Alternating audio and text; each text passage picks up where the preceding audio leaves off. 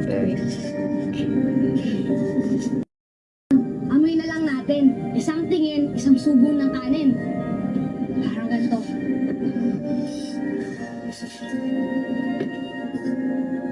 Fried chicken, ang sarap! Kaya, ano ulam niyo? Ay, hala. Oh, Joseph, umiyak naman yung kapatid mo, ha? Saan ba nanay mo? Nasa palengke pa po eh.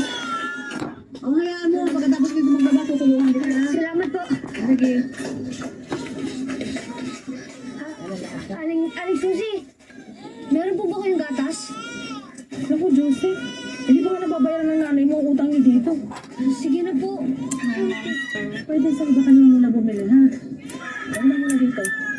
Aga-aga. Huwag na kaya.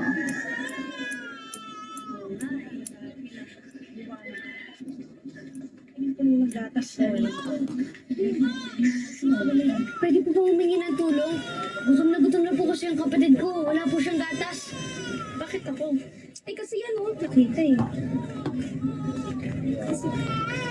Sige na nga. Sige na nga. Salamat Hi, po. babe. Nasaan ba yung nanay niyo? Nasa palengke pa po. O sige, pabayaran niyo na lang siya.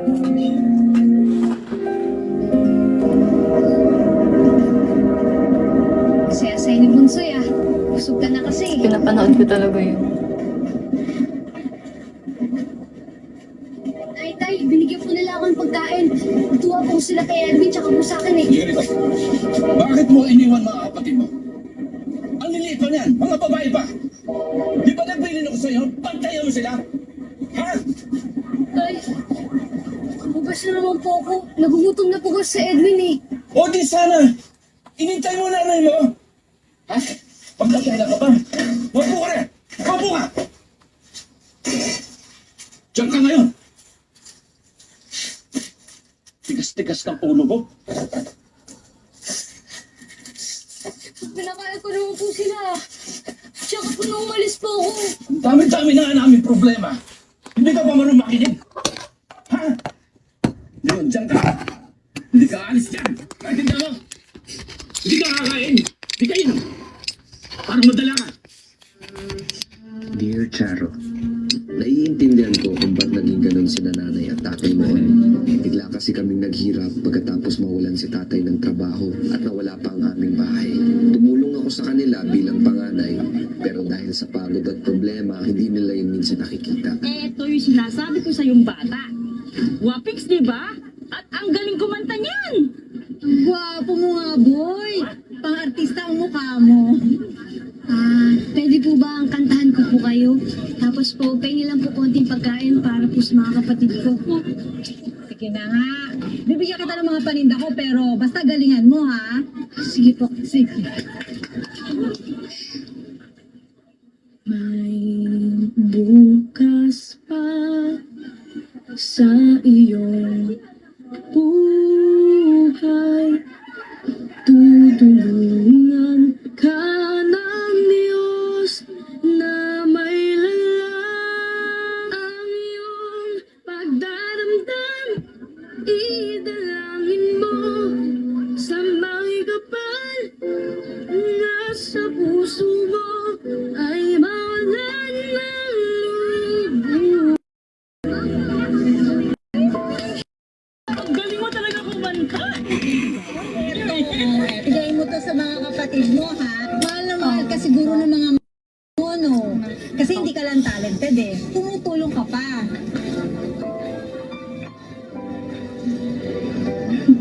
Uy, isang kanta na lang. Kahit may kilan. Matyaga. Ba? Dali, dali. Walang iba pa sa sarap sa pagtitingin.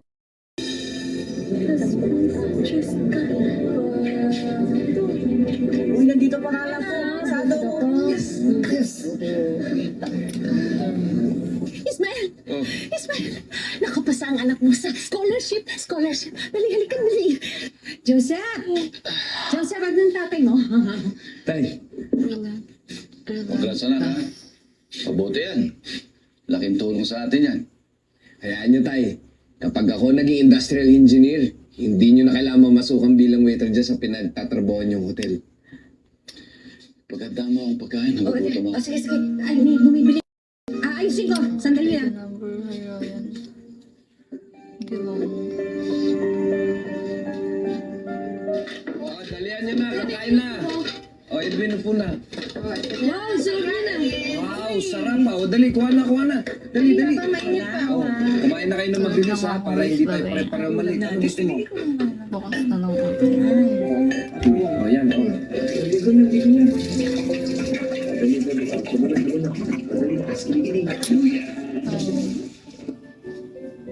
Ano yung ginagawa mo, kuya?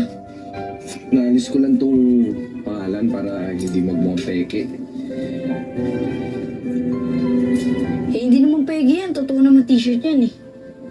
Itong pangalan kasi na to, ano to eh, sila yung mga gumagawa ng mga mamahaling damit. Pero itong t-shirt kong to, pabili ko lang to sa Divisoria. Kaya, hindi sila yung mga gumagawa talaga ng mga mamahaling damit. Kaya siya peke. Eh, suot ako ng walang pangalan kesa sa magmukha siyang peke, di ba? So, isa pa, kapag nakita ako ng mga kaklase ko, baka pagtawalan lang ako dun. Pero sabi ni